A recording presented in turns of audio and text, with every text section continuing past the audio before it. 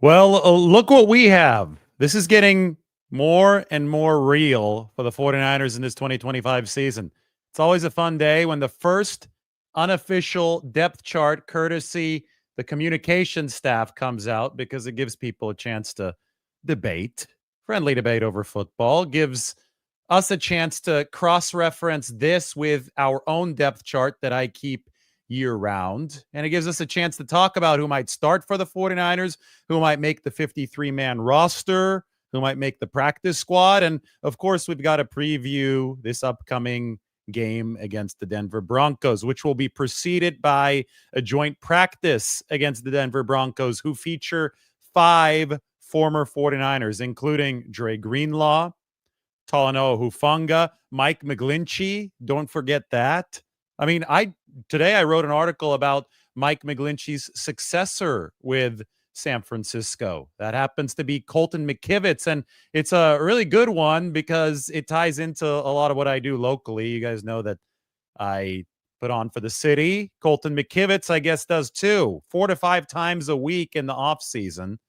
He drove up to San Francisco to run some steep hills, specifically the Kearney Street Hill just north of Broadway and Vallejo Street. Both of those are on Telegraph Hill, and the grades there are intense. The Kearney Street Hill is 30.3%. So you could see the headline there on the San Francisco Standard. A 300-pound 49ers lineman ran San Francisco's hills to get into the best shape of his life.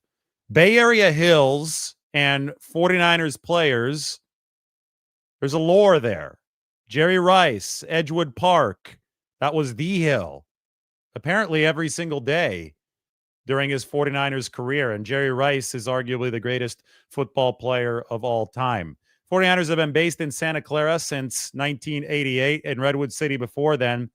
So it's been a long time since players lived in the city of San Francisco. You probably have to go all the way back to the Kezar days for that. But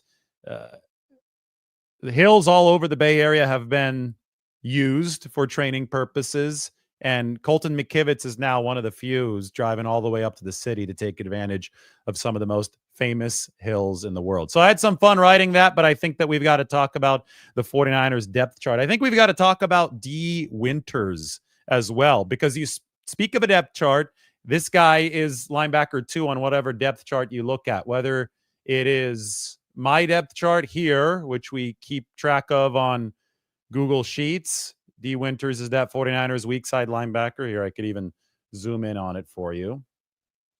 That's where he's at. Or if it's the 49ers communication staff's depth chart, we've got D. Winters, as you can see right there, at the will linebacker position. He has essentially locked that position up. And today we saw one of the most impressive plays so far of training camp when D. Winters was covering Christian McCaffrey. We know Christian is one of the greatest receivers at the running back position of all time to have ever played the game.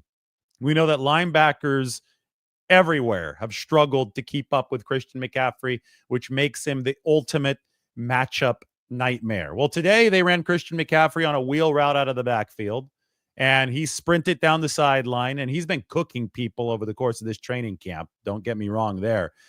He didn't cook D. Winters on this particular route. D. Winters was with Christian stride for stride, and we already knew that he was going to be linebacker 2 for the 49ers before this, and we've heard some of the comments from 49ers assistant coaches.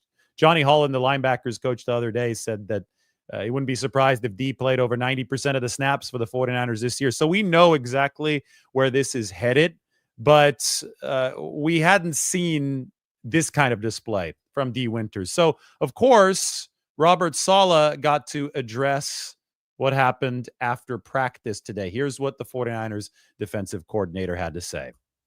His coverage ability is as good as anybody. You trust him in those situations. You normally with a guy like Christian on the field, you're not going to want to be in a call that puts it back one-on-one, but gave him the op and he won. And with every passing day, he builds more and more trust that he can do that. And the more he shows that he can, it just creates openings for everybody else, especially from a blitz standpoint, where we can send extra people in at their protection, knowing that we have guys all over the place that can handle the different athletes that the league has to offer. So listen to what Saleh said there at the very end. Because the 49ers have some peace of mind on the back end with D. Winters and other athletes who can cover, Saleh might be able to take some more risks on the front end, might be able to blitz a little bit more often. I think we've already seen some of that here over the course of training camp. They're experimenting right now. Ask Gus Bradley about it the other day. He's Saleh's top lieutenant. He said that Robert's throwing a lot out there to see what his players are good at. Another thing that Saleh said today, which ties right into this depth chart, is that the 49ers may have up to 8 new starters on the defensive side of the ball. So the amount of trial and error that we're seeing right now during training camp, the experimentation, is at the highest level that it's been in years.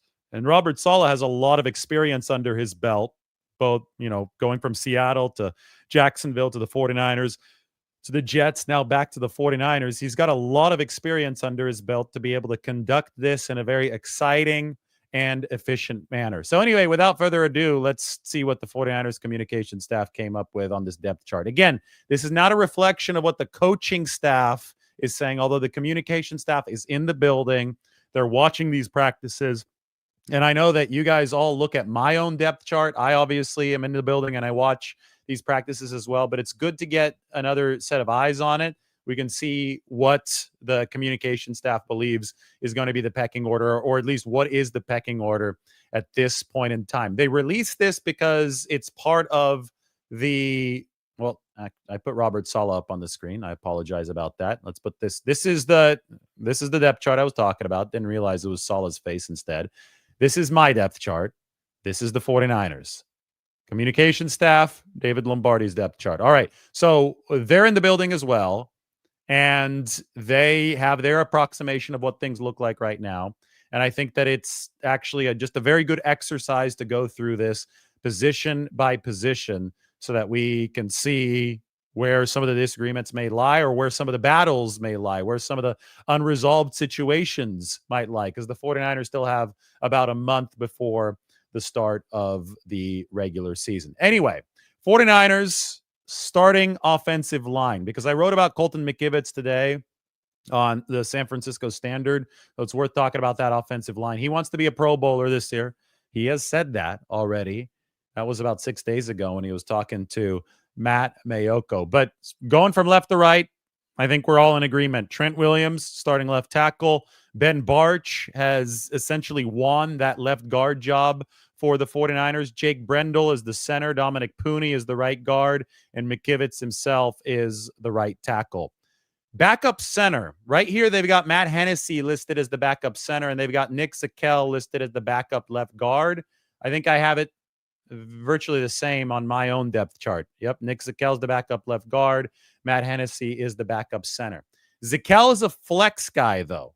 By that, we mean that Nick Zakelj can play both guard and center for the 49ers. So if Zakelj proves that he can back Brendel up at center, maybe that pushes Matt Hennessy out of a roster spot, at least on the 53-man. That's the way that I have it set up on my own depth chart. The 49ers are not projecting a 53-man roster with this depth chart, so it's formatted a little bit differently. But keep an eye out on that Zakelj-Hennessy battle at the center position. Then the 49ers, they've got the rookies, Connor Colby and Drew Moss as third stringers. That's essentially what I have. I have them way back here. Drew Moss and I accidentally moved the guy. I've got Connor Colby as a second string right guard, just because I think he's going to make the 53-man roster. But second string right guard basically means fourth string guard or number 4 guard on the team, because that's going to come in behind the left guard position. So don't look at my depth chart and be like, oh, that looks way different than what the 49ers are putting out there. Well, it does, because it's a different format. I'm making a 53-man projection at the same time, and the 49ers depth chart isn't doing that. They're just kind of listing the strings for the 49ers as they are set up right now along the 90-man roster. So they've got Colby and Moss with some work to do. I think at least one of these two guys is going to make the 49ers 53-man roster. Maybe it ends up being Moss. That's why I have him in the same row as Connor Colby. Looking at the top receivers, well, it's Juwan Jennings and Ricky Pearsall. I understand that I'm sure 49ers fans and I'm sure the 49ers would like to see I'm sure the 49ers would like to see Juwan Jennings back out at practice as soon as possible. There's question about the calf injury. Obviously, he's now missed, I believe, 7 straight practices for San Francisco. Kyle Shanahan had the quote that Kyle Shanahan had about Juwan Jennings yesterday when he was asked if it was a business issue, if he was sure that it wasn't a business issue. Kyle Shanahan said, well, check with Juwan. So it was a little bit of a cryptic answer. Either way, Juwan Jennings is one of the 49ers' top 2 receivers. He has earned that distinction. Ricky Pearsall is playing like one of the 49ers' top 2 receivers. I'll tell you what I've seen at practice, and it is every single day we see it at practice. Ricky Pearsall connecting with Brock Purdy, connecting with Mac Jones. The guy has been an absolute stud out there. He looks stronger than he did last year. He's running with some more suddenness, and I think it helps when you've added a little bit of muscle. It also helps when you become so familiar with the system and so familiar with the timing of what your quarterback wants. Remember, Pearsall flew out to Jacksonville to work with Brock Purdy and with Mac Jones and with Carter Bradley this offseason. Well, I'm not sure if he threw with Carter Bradley because Bradley wasn't part of the 49ers yet, but Bradley does work out in Jacksonville with Brock Purdy and Mac Jones. And all this work that Ricky Pearsall was able to put in is showing up on the practice field right now.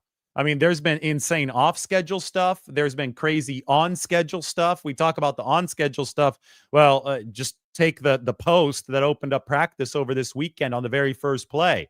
Ricky splits the corner and the safety, makes the catch, and he's off to the races, raising his hand up into the sky. He knew that it was going to be a touchdown from the second that he hauled in that pass, and I'm sure that Brock Purdy knew that it was going to be a score from the second that he threw it. Today, off schedule, Purdy flushed out to his left, had to flip his hips, but didn't really even have time to fully flip his hips. So it was kind of this torque-based sidearm throw where Brock Purdy flipped it out against the grain, and it found Ricky Pearsall right down the seam. It is an average of about 4 or 5 catches per practice now over the past few practices for Ricky Pearsall, ever since his snap count has been cleared to go all the way back up to normal. And there's rarely an incompletion whenever Purdy is looking Pearsall's way. So while Juwan Jennings is out, Pearsall is definitely the 49ers' number 1. I think Demarcus Robinson is somebody that San Francisco is looking at as a number 3 wide receiver. Today, Jordan Addison of the Vikings was suspended. He had pled no contest to his DUI issue.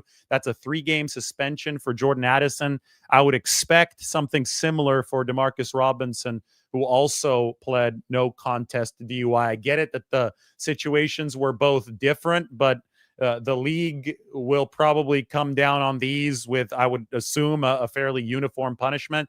So if Demarcus Robinson is not available for week 1, you've got to keep that in mind when you build your 53-man roster. This is what my situation looks like for the 49ers. You know, anybody shaded in that pink means that they are currently dealing with an injury or they are out of practice. Anybody shaded in teal, that's a free agent signee. Anybody shaded in green, that is a rookie.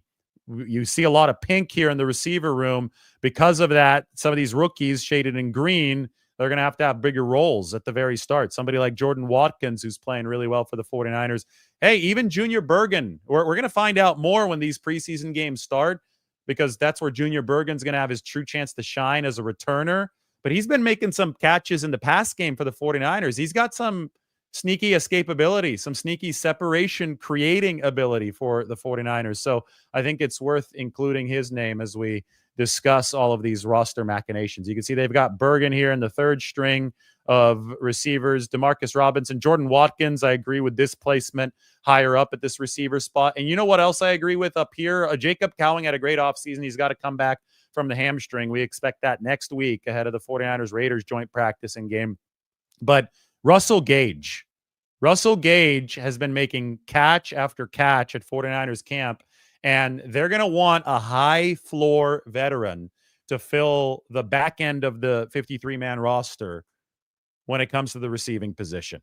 And Russell Gage has really carved that niche out for himself so far, and I expect that to continue because he's done it before at this level. He had 2 750-plus yard seasons with the Atlanta Falcons. He's savvy as hell. He knows how to get open. Russell Gage is somebody who, now that he's proven that he's physically capable of hanging on an NFL field following that patellar tendon injury a couple years ago, I think he's proven that he's fast enough to work against NFL athletes again. He's making all these catches at camp. I think that he's got the inside track to get one of those 53-man roster spots, especially given the fact that there's just so much upheaval in that 49ers receiver room. Brandon Ayuk, of course, we haven't even mentioned him, but he won't be back until some point in the regular season. Back to the depth chart. Of course, they've got Juszczyk. Of course, they've got Purdy as a starter. The quarterback room, this is what I've been saying all along. Purdy 1, Jones 2.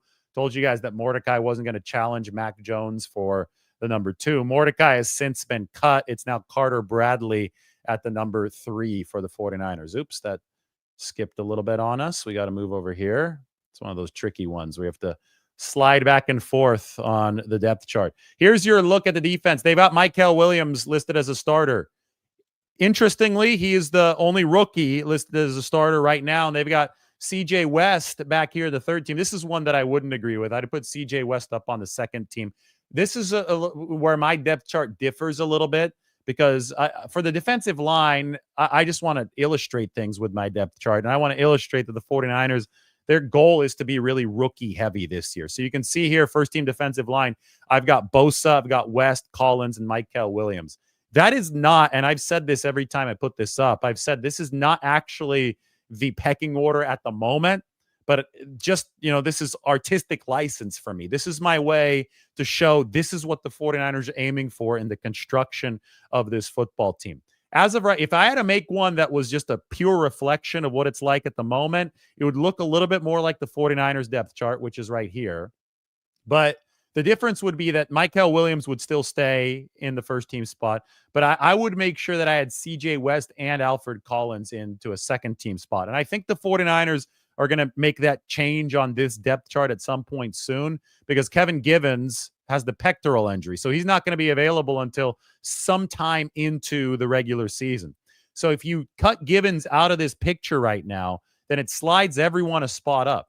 And you could slide, Jordan Elliott, okay, fine, defensive tackle, top of the 49ers depth chart. He could be a trade candidate. Who knows? If the 49ers want to open the door to some of these other defensive tackles, who knows what they do with Jordan Elliott. But I get it. He's near the top of the pecking order right now as a veteran. So is somebody like Kevin Givens. I mentioned that Kalia Davis had a nice sack today. He probably is a little bit ahead of where some of these rookies are, just because he's had a little bit more time in the system. But I would urge people to consider that players like Alfred Collins and CJ West, especially CJ West, have been charging hard into consideration for more playing time. In fact, I would say that they've done, especially West, has done everything in his power so far in practice to show that he's a contender for playing time, to the point where he can't do anything else in practice. Now comes the big test, the preseason games. How well does he tackle? How well does he handle real game situations? Do you line him up over center at the 1 technique? Do you slide him over to a 3 technique position? Same questions for Alfred Collins, who I think is making progress. I talk about the leverage as a tall defensive lineman that he has to work on. These preseason games and this practice against the Denver Broncos coming up on Thursday is going to be the first firm outside measuring stick that the 49ers have for this rookie class. As you can see, the depth chart here, it's tricky. Where do you put Bryce Huff? Because he's not going to be an every down guy. If you're talking about a nickel package, pass rushing package, of course, Huff is going to be one of the 49ers' top 4. But that's when you start kicking Mykel Williams inside. Bryce Huff takes over the edge rushing spot. Nick Bosa's on the opposite edge. You figure all those things out as you go. The depth chart is not necessarily going to accurately reflect them.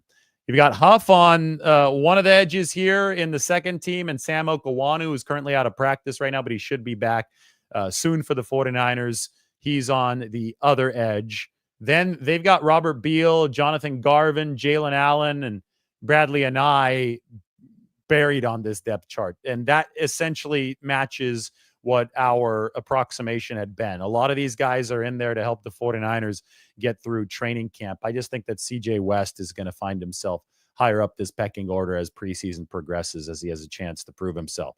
As you can see, the three linebackers, I mentioned Warner and then Winters as 49ers linebacker number 2. The third one still is Luke Gifford here. And this is where the preseason games might give somebody a chance to move up the pecking order. Is it Nick Martin, the rookie, who's going to have an opportunity to play in an actual game now? Is it going to be Tatum Bethune, second-year man out of Florida State? Curtis Robinson's coming off the torn ACL. He was playing really well last year before he tore his ACL, so we can't forget about him. Stone Blanton, another rookie out of Mississippi State. Chaz Surratt, who had the very loudest thump of 49ers practice just yesterday. We know that Robert Saleh really liked Chaz Surratt back in New York with the Jets, the former quarterback in college. Crazy position transition.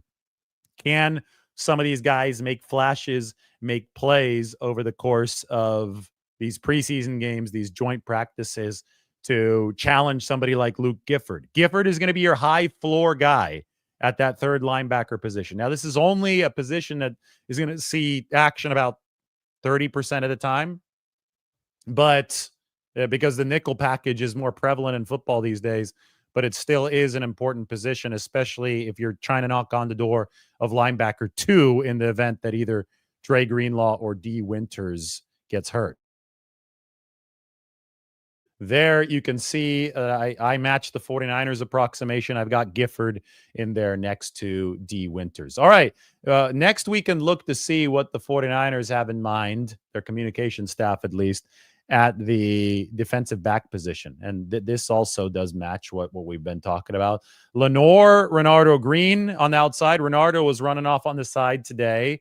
It's good for the 49ers. He should be back next week. Lenore was back today, had a nice pass breakup with George Kittle in coverage. And then, of course, you've got Trey Brown right here. They've got Trey Brown leading at the nickelback competition.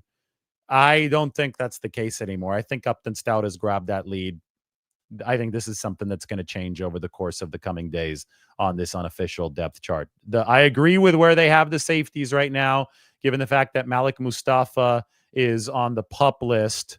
They've got Jason Pinnock and Jair Brown. The question is, if everybody stays healthy and Mustafa comes back, what happens when that's the case? Does Jair Brown get knocked out of a spot? Does Jason Pinnock get knocked out of a spot? And then, of course, Marquise Siegel will be competing. He is maybe the fastest out of all those safeties. He'll be competing, trying to find a spot on the first team. Don't scoff at it. It's something that Malik Mustafa was able to do last year. It took him a few weeks, but they eventually did get there in the 2024 season. Mustafa became a starter, and the rest was history, right? That was big for the 49ers. Yeah, let's take a look at some of the specialists, too. This is always interesting. See what the comms department thinks about the specialists. Isaac Garendo is not going to be available here for a few weeks, but they have him as one of the kick returners. They also have Patrick Taylor Jr., Junior Bergen, and Dallas Flowers. That matches what I was saying in the instant reaction today. They've got Cowing, Junior Bergen, and Jordan Watkins as the 49ers punt returners. So if you have any questions about this roster, the guys that we thought were more just like camp bodies, names to fill out the roster, they all seem to be in these third and fourth columns. So I don't think there's any controversy there. I think some people might be up in arms about Trey Brown ahead of Upton Stout. But again, this is unofficial, and I think a lot of this stuff will work itself out over time. You just have to watch these preseason games, and then the communication department will update its depth chart as these weeks progress. But Upton Stout has been the biggest surge for the 49ers recently. D. Winters, that stock has risen as well. I think the 49ers had an idea entering training camp that this would be their number 2. I think the fans just weren't as convinced yet because they hadn't seen all too long of a stretch of D healthy. And he's going to have to prove that over the course of this 2025 season. But so far, he has looked fantastic out on that field. I mean, I should get my notes out. We should talk a little bit about practice today. But one of the highlight plays definitely was D. Winters sprinting down that sideline, catching Christian McCaffrey and making sure that deep throw to McCaffrey, that deep attempt, was incomplete. I've got some news right now. We are 3 followers or 3 subscribers away from 90K. 90 here. We have a little announcement to make because I'm sure it's going to happen here within the next few seconds. 90K real subscribers. No fake subscribers bought and paid for. It really essentially the first 49ers reporters channel to reach this milestone. I mean, I could tell you right now, we are at 89,999. We are one away from 90,000 real subscribers, like organic growth. And we have officially done it, 90,001. So over the course of the past 10 seconds, we have crossed the $90,000 threshold, the 90,000 subscriber threshold. Sorry, didn't mean to invoke money there. The 90,000 subscriber threshold has been crossed. Thank you, everyone. It has been a tremendous journey here on YouTube. We break the 49ers down in more depth than any other source, especially in video form. And it has been my journey to grow alongside this channel while you've all been watching here over the past few years. A lot of this began, I think, in 2021, but I was just wandering through the hallway at Jerry World, at AT&T Stadium in Dallas, before the 49ers played and beat the Cowboys in the wild card round of that season's playoffs. So it was technically January of 2022. And I'm on my way from the field up to the press box for kickoff when all of a sudden the 49ers locker room door swings open and out they come, Deebo Samuel, Trent Williams and company with the boom box. And I'm like, well, I think the fans would like to see this. This is really neat. There were really no TV cameras right there at the time. And I'm like, why don't we film this? And I just walked with Trent Williams and Deebo Samuel down the hallway, and I filmed the 49ers coming out with the boombox, and they went out on to beat the Cowboys. And I put up the video, and I don't know how many views does that, Mike? I think it's got close to 1 million views at this point. And at that point, I'm like, well, this is a good way to really convey what the 49ers are all about to the fans, like through that visual medium. The very next week, 49ers are playing at Lambeau Field. It's snowing. They win in one of the most epic ways imaginable. Robbie Gould nails the field goal as time expires. It's negative 15 degrees outside. I was still working for The Athletic at the time, and I'm writing in the press box, and I look up when I file my article, the Snow Globe article. I'm the last person in all of Lambeau Field. So I'm like, well, gosh, it's probably midnight back on the West Coast. It's 2 a.m. Central Time in Green Bay. I didn't have any of the camera equipment and microphones I did now. I just had my iPhone and maybe a tripod. I don't even remember if I had no, I don't even think I had the iPhone and the tripod to film. I think I just used my FaceTime camera on my laptop, and I set it up on the top row of the press box, and I had it pointed downward, and I was standing on the bottom row of the press box, and I was the last person in all of Lambeau Field. And we did a live show for over an hour with the snow behind us on the field at Lambeau. And then I almost died going out to my car because it was negative 20 degrees and you're slipping and sliding everywhere. And it was sketchy, but we did the show. And it was like in those early days covering the 49ers through YouTube. That was already my 4th or 5th season covering the Niners in general. But in those early days covering those videos, like some of you like established yourselves as OG followers of the channel, and it's grown into what it is now. We're going to be the first 100,000 real subscribers as well. And I just want to thank everybody for the journey, because it wouldn't have been possible without those of you showing up and giving your good questions, obviously watching, and now every single video that we put out there is absolutely blowing up. So really do appreciate you guys. Thank you for subscribing. Please do subscribe and hit that alarm bell notification right now if you have not already done that. Subscribe, alarm bell notification. That way you know whenever we come live with a helmet update, a reaction, breaking news, whatever. Or if I just want to talk about one of my articles up on the San Francisco Standard, or if I want to talk about a depth chart, you'll know when I'm live. So those are all ways that you can support this channel. Also, support the San Francisco Standard. That's who I write for now. They've been awesome. We're coming up on a year, and we've got Colton McKivitz running the hills of San Francisco as our featured story today. And this is the most in-depth 49ers written coverage that you're going to get anywhere. All right, this is a good time for some questions about the depth chart. So I am ready to answer them.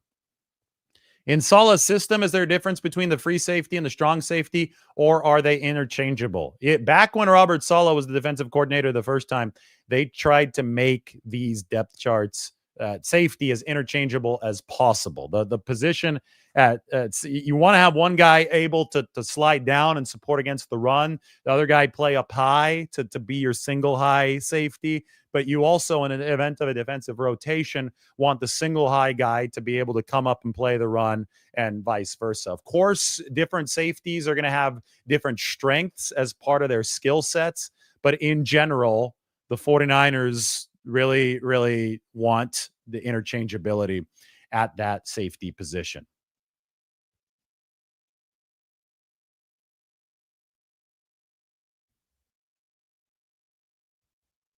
All right, let's get some good questions.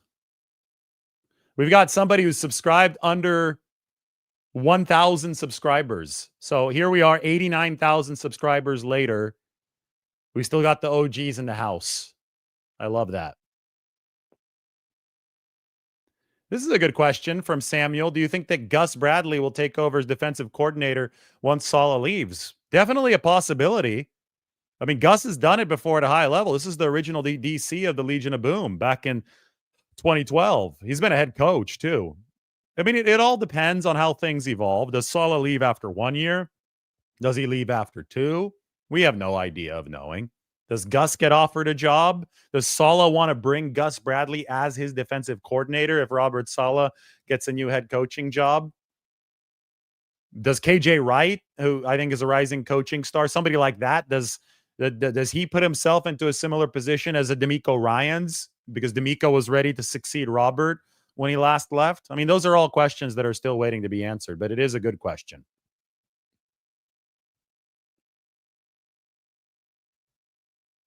Bosa is not hurt. No, do not let anybody alarm you. I saw Nick out there today. Well, not in uniform, but he was running pass rushing moves before practice during the warm-up period before he walked over into the weight room. He was a little sore a couple days ago after practice, and they are preserving Nick Bosa and his body for this joint practice is going to be a big deal on Thursday against the Broncos. But no, Nick is not hurt for the 49ers.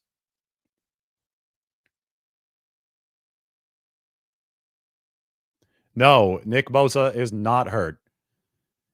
Only on the YouTube comment section Twitter is probably like this. Can I say Nick Bosa's not hurt? He's just sore, guys. And somebody will respond, well, he's hurt then. No, he's not.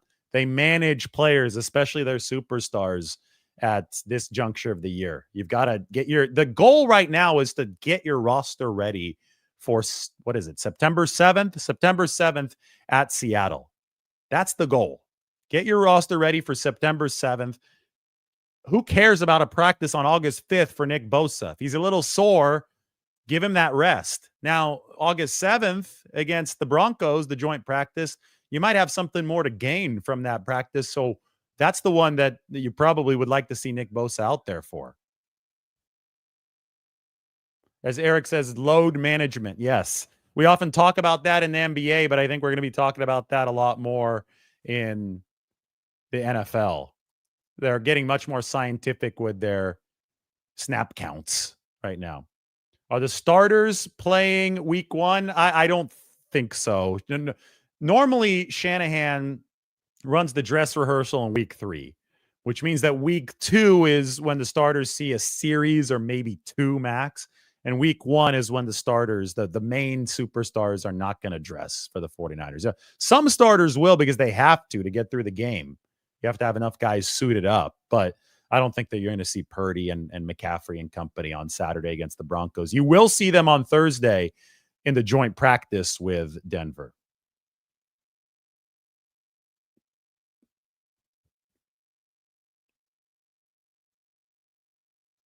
Whose birthday is it going to be?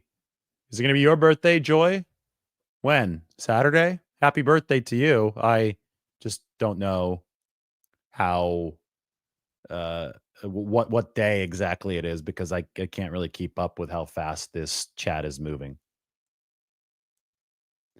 What are the 49ers most looking forward to seeing most of the Broncos? Well, Denver had the best defense in the league last year. Like if you looked at EPA, DVOA, the advanced metrics, Denver ranked as the very, very top defense in the NFL. So that to me, that's awesome. It's a chance to face the reigning top defense in the NFL. They also run a 3-4. So it's a three-man front instead of a 4-3. So the 49ers offense will get a different look. There are a lot of old friends on the Broncos. DJ Jones, Dre Greenlaw, Talanoa Hufanga. That's just the name three. Mike McGlinchey, Trent Sherfield on the other side of the ball. So you get to see your old friends. You get to play against a really good defense that presents a different challenge, a different front than the one that the 49ers defense is challenging its own offense with. And then you've got an exciting young quarterback on the other side in Bo Nix. There have been comparisons between Brock Purdy and Bo Nix. And, Bo, Margot went to Auburn. He went to Auburn. Then he went to Oregon. So he's an Oregon Duck, just like Diamador Lenore. But I thought Bo did a really good job last year. He grew on the job. And so we're going to get to see how Bo Nix looks in 2025. He's working with a good coach in Sean Payton. Payton has always been one of those coaches who schematically strains an opposing defense. Right? Shanahan might be at the top of that. Sean Payton, really good too. Sean Payton steals plays from Kyle Shanahan. Kyle Shanahan steals plays from Sean Payton. It happens both ways. They were going against each other back in 2019, the epic Jimmy G multiple touchdown, 400-plus yard game against Drew Brees, right? In the Superdome, 48-46 49ers. And they were both going back and forth with insane play calls, and it was just fun. So both of these guys are amongst the leaders as far as play callers in the NFL. And it's going to be great to see Peyton's defense get the practice against Peyton's offense practice against Robert Saleh's defense. And then it's going to be great to see Kyle Shanahan's offense and Brock Purdy work against what was the number one defense in the league last season. I think this is going to be a very competitive practice on Thursday, and I can't wait.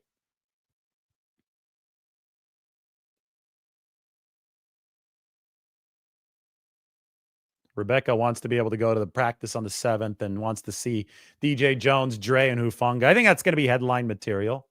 I'm fired up. I really am fired up. And we get 2 separate joint practices this year. Not 2 sessions with the Broncos. We get one to cover 49ers Broncos, and we get one to cover 49ers Raiders the following week.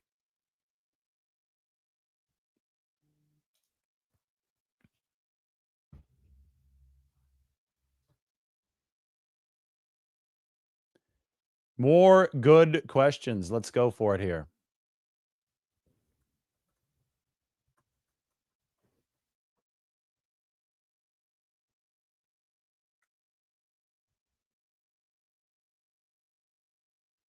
Isaac asks, is Mac Jones a long-term number 2? I think Mac still would like to be a number 1 at some point. I think he'll have one more shot probably if he rehabs his way properly with the 49ers. It's the QB rehab program, right? He's got 2 years under contract. But I think, somebody was picked in the first round who saw some success already as number 1, his first season with New England, who is working in a system that has been able to promote number 2s to number 1s, most recently with Sam Darnold. If I'm Mac Jones, I still have aspirations to be a number 1, but maybe he'll settle into a long-term number 2, but maybe that won't come until another number 1 opportunity, right? So we'll see with Mac, but it's always a good thing to have a capable number 2 QB. Mac today went 14 of 15 at practice, and he went 14 of his first 14. Didn't miss until the very final throw of practice today. So he's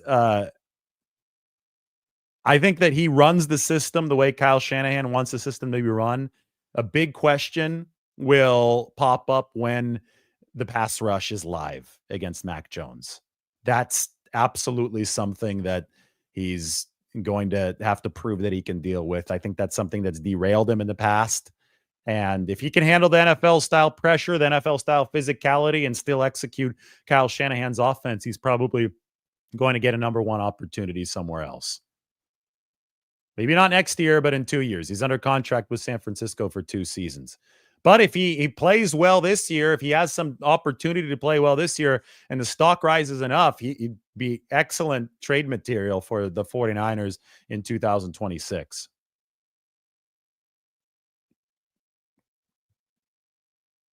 That is what Papa J asks. And that I was able to answer that before you even asked it, but I guess I'll just put your question up on the screen anyway. Is there any concern if Jennings is out for weeks? Yes. I mean, Juwan's a good receiver, and this receiver room went through hell last year when it came to the injury depletion that it was fighting through, when it came to just that was obviously really tied to the separation problems the 49ers had. Juwan stepped up and put up a big year, and he can also block really well. I think he embodies a lot of what the 49ers are all about. So anytime a player like that, I think we consider him a glue piece, even if he's not an A-list a pillar of the team, I consider Juwan Jennings a glue piece. Whenever a piece like that is out, I consider it concerning. And I think Juwan, when you look at his style of play, the fact that he was able to fill in at the X for Ricky Pearsall, the Z for Deebo Samuel, he put up the Jerry Rice-like game when he was at the Z, filling in for Deebo. That was in week 3 in LA. And the fact that he's been the number 3 wide receiver essentially throughout his entire starting tenure with the 49ers, his ability to contribute wherever he's needed on the field, his ability to block, get under opponent's skin, all that stuff is really important to a football team. So the 49ers want him out there as quickly as possible. Armando asks, do I think Colton McKivitz will make a big jump this year? He lost weight, better shape. How's he looking? Glad that you asked, because I wrote about this on the San Francisco Standard. So let's get into this. Here's the headline. A 300-pound 49ers lineman ran San Francisco's hills to get into the best shape of his life. McKivitz lost fat, gained 8 pounds of muscle because he was busy running Kearny Street between Broadway and Vallejo, and he was busy running Vallejo Street up Telegraph Hill. They're not the 2 steepest streets in San Francisco. I got some trivia for you guys, actually. Kearny between Broadway and Vallejo is a 30.3% grade. It's pretty damn steep, right? 30.3%. But the steepest street in San Francisco is called Bradford Street. It's in Bernal Heights. It's a 41% grade. That one is even steeper than anything else in the U.S., and it might be the steepest street in the world, although there's a debate. There's something in Central or South America that may be steeper, but it hasn't been verified.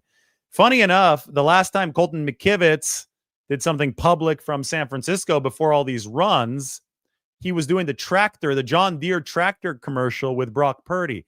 That was on Bernal Heights. That's where the 41% grade is. That's where Bradford Street is. This offseason, Colton McKivitz traveled up to San Francisco 4 to 5 times a week, and he didn't bring his tractor this time. He was sprinting up hills. So here's this West Virginia guy who was sprinting up hills, doing broad jumps up the 30.3% grade of Kearny Street with a glorious view. I'll go do a video from there. If you guys want me to do a video from this spot, give me a thumbs up. He's doing this crazy work that has allowed him to pack on 8 pounds of muscle, lose weight. He's in the best shape of his life. McKivitz made a massive stride already last season, which he deserves a lot of credit for. He went from the 4th percentile to the 56th percentile. So he went from near the bottom of the league to above average in pass blocking efficiency from 2023 to 2024. He has already come out and said, I will be a Pro Bowler this year. Is that a lofty goal? Sure. But if he improves at just half the rate that he improved last year from 2023 to 2024, he's going to be in the very upper echelon of tackles, especially right tackles, when it comes to pass blocking efficiency. And you could talk about Colton McKivitz as a potential Pro Bowler.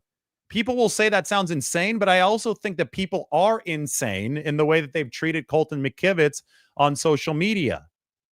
He might have been a very below average pass blocker in 2023, but that doesn't mean that players cannot improve.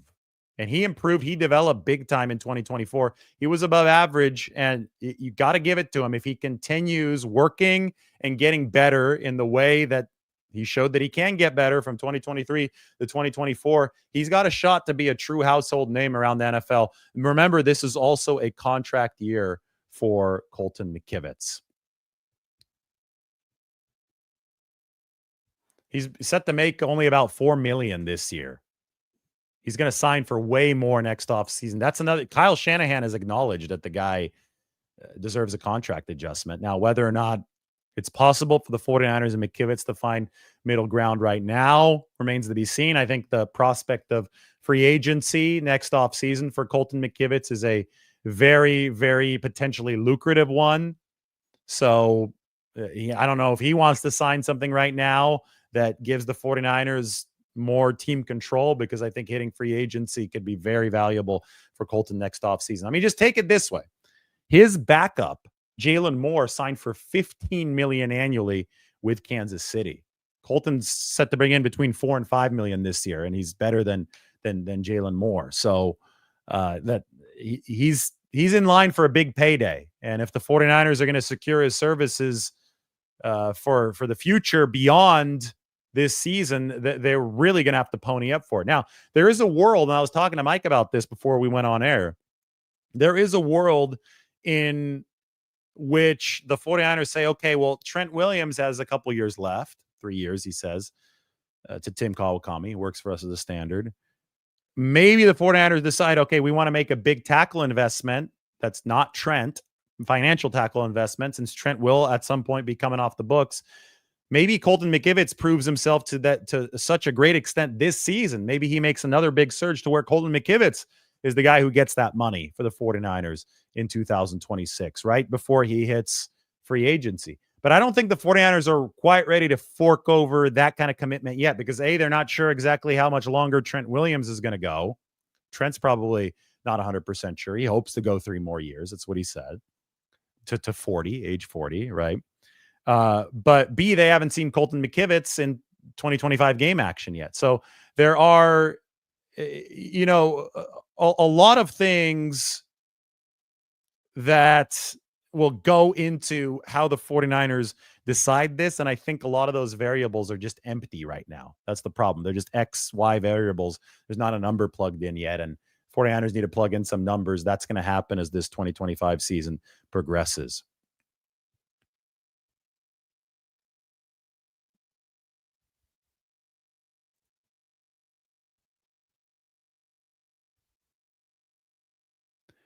Am I excited for Guy Haberman? Of course, I'm excited for Guy Haberman. He'll be announcing the 49ers preseason games on television over the course. So congratulations to Guy. He's been on the show before, and he will that's filling in for Greg Papa.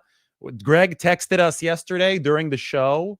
That's awesome. He said that we have some viewers at the hospital on the nursing staff at the hospital. They like watching the YouTube show, which is awesome to hear. So if Greg texts me back right now, I just texted him back before the show. I said, hey, does anybody want a shout out at the hospital besides Greg himself? We're giving Greg another shout out. We love Greg. But if anybody wants a shout out at the hospital where Greg is at, please do let me know. And Greg will let me know, and we'll give him that shout out. He's in good hands. We know that.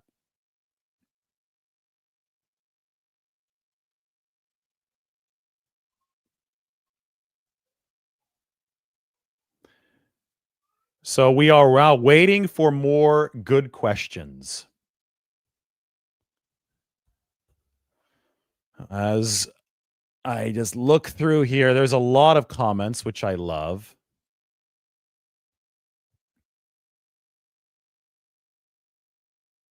But there's a lot of get well wishes for Greg Papa, which is really good as well.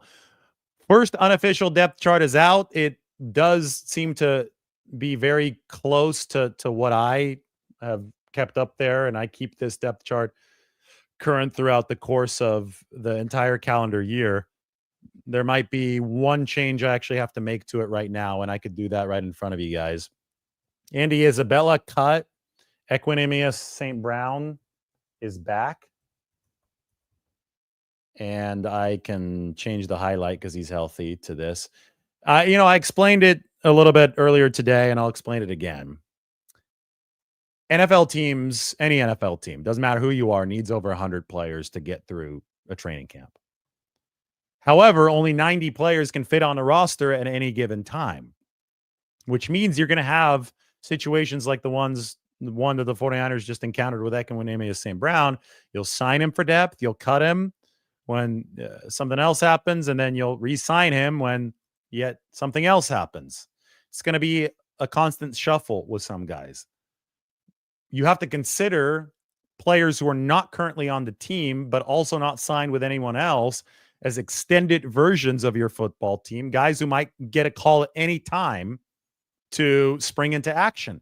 Today, the 49ers were warming up, and Ekwanimeous St. Brown wasn't with the receivers during the early part of practice because he was still finishing stretching. He probably got the call either early this morning or late last night, but wasn't able to fly in until right before practice today. And he showed up and was still stretching when the 49ers were getting going. So he actually missed a tiny bit of the start of practice. It was funny. I was looking for him when the receivers were running their warm-up drills, but then he was in there during the team drills. He's familiar with the playbook. He was here, a week ago. Just how the NFL works, how the 49ers have to operate this roster depth over this portion of training camp. Keenan Allen re-signed with the Chargers today. You know, a lot of people, why don't they sign Keenan Allen instead of Ekwanimeous St. Brown? It's like they're not looking for a top starting receiver right now. That's not on the 49ers list of needs at the moment. They actually, once September rolls around, they should be in decent shape there.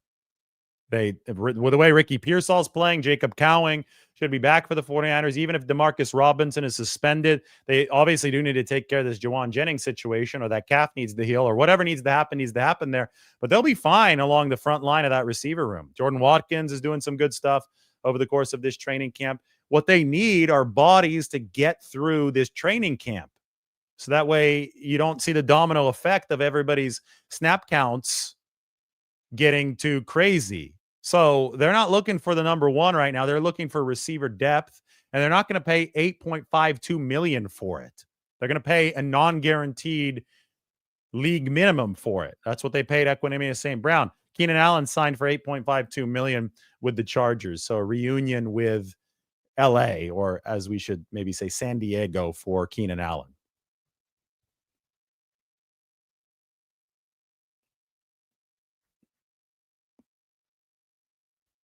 People overreact way too much to back of the roster signings, and they try to equate them with top end signings, and they don't understand that those two things are complete apples and oranges. And they also don't understand that the 49ers are looking at this in a longer term lens. They're not panicking right now with injuries and unavailability in the receiver room as if they have a game, like a regular season game in 2 days. That they don't. So they shouldn't panic. You don't just sign somebody so you're stronger for an August 7th game. You have to look at this roster in the big picture, and you also have to look in the salary cap picture in the big picture, because you're paying Brock Purdy, you're paying George Kittle, you're paying Fred Warner. The salary cap is something that has to be carefully managed year over year. What do I like about Stout? Oh, he's a complete dog. How do you not like Upton Stout? We have a lot of Upton Stout content up, so go check out the video from this morning. Go check out the video from when I drove all the way up to Western Kentucky and I interviewed his head coach in college, Tyson Helton. That's one of the good pieces I was able to do for this channel over the course of the offseason. We get into everything Upton Stout in those videos. Well, this isn't completely true. 49ers have made it very clear they won't spend money on free agents this year. They spent some money. They didn't spend a whole lot, but they spent money on their own guys.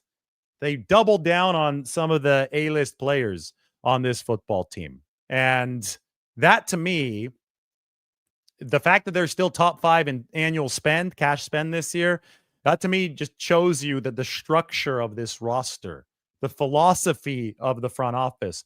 But no, they're not just going to go buy aging players to fill into random roles. That's not going to make this team younger, faster, hungrier, and healthier. And what they're going to do is look at this in the big picture, be patient, realize that Juwan Jennings, that'll sort itself out. You've got to obviously work on it, but it will sort itself out. Brandon Ayuk is going to be back at some point. There's a lot of people going for these Band-Aid quick fixes and unrealistic maneuvers online, but it's just not a really smart way to look at how the 49ers are operating.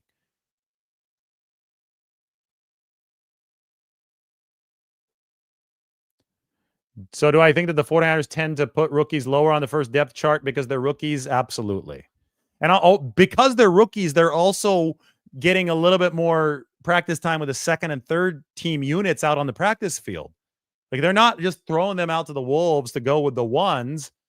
So the veterans, guys like, let's say, Kevin Givens up until he got hurt, Jordan Elliott right now, those are the guys playing with the ones. Alfred Collins and CJ West, they're going to have to earn their way into that mix. It's going to take a little bit of time. They have a chance to flash in these preseason games. So when the communications department makes its depth chart, which just came out for the first time today, the first unofficial depth chart, here it is, they're going to reflect what they see out on that practice field.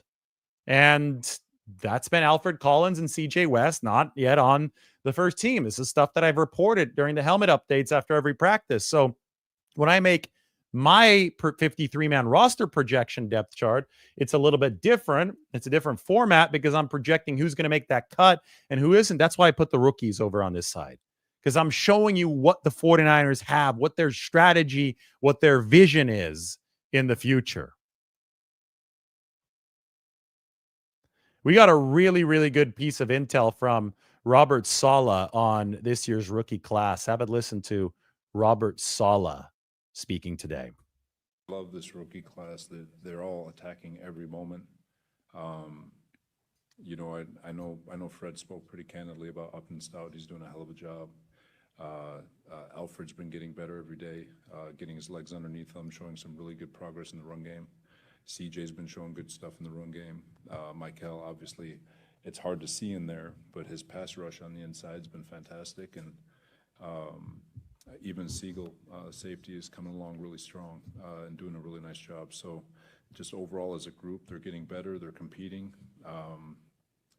You know, going against a really, really precise offense. I mean, our offense has been rolling out for 8 years, and so the precision at which they operate is pretty damn good. So they're getting all they're getting all they can handle as rookies.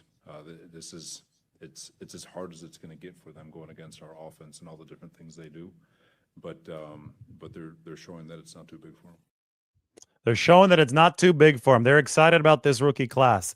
In the larger picture, it is imperative that the 49ers hit on both 2024 and 2025 in the NFL draft. Just given the way that the past few years have gone with the Trey Lance trade and obviously the loss of draft capital there, some of the 49ers drafting failures in the upper rounds, the general construction of the roster, which got really top heavy by 2024. Just given the way that everything has gone, it was very clear from a salary cap perspective, the 49ers would have to clean out some of the weeds, right? And they would have to focus on their A-list pillars, which they did with who they paid this offseason, but they would have to get, and last offseason with Trent and CMC, but they would have to get good rookie production in both the 2024 draft and the 2025 draft to fill the margins of the roster and the meat of the roster even out on a cost-controlled basis.